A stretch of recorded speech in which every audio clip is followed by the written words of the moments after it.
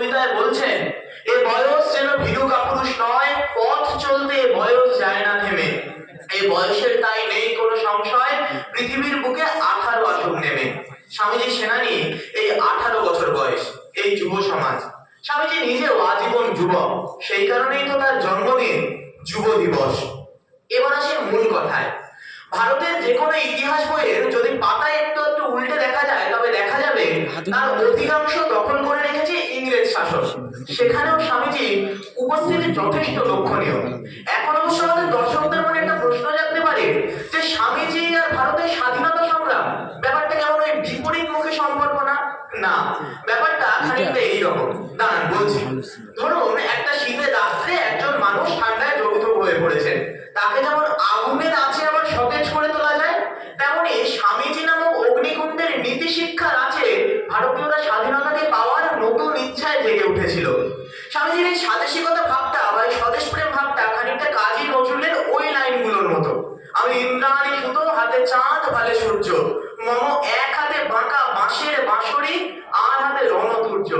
একদিকে রামকৃষ্ণ মঠ মিশনে দরিদ্র নারায়ণের সেবা চলছে, আবার সেই স্বামীজি বলছেন নায়ামাত্মা বলহীনে না লভ্যা, অর্থাৎ চাই শক্তি চাই বল, যা আমাদের স্বাধীনতা আমাদের নিজেদের প্রাপ্যটুকু বুঝে নিতে সাহায্য করবে।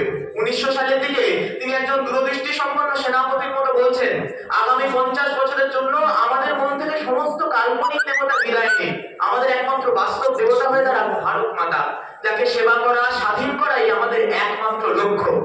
এই হলেন স্বামীজি।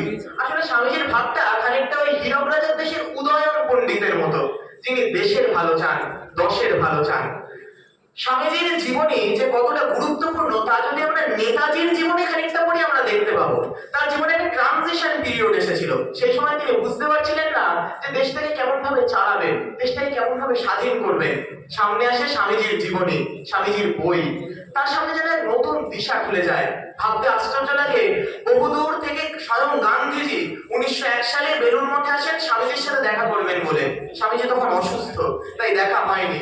তাই স্বামীজির মৃত্যুর পরেও 1921 সালে স্বামীজির স্মৃতি বিজড়িত বেলুড় মঠ থেকে তার আদর্শের টুকরোগুলি কুড়িয়ে নিয়ে গিয়ে তা দিয়ে নতুন ভারত করবেন বলে তিনি আবার এসেছিলেন। স্বয়ং আমাদের বাল গঙ্গাধর তিলক এসেছিলেন স্বামীজির সাথে দেখা করবেন বলে।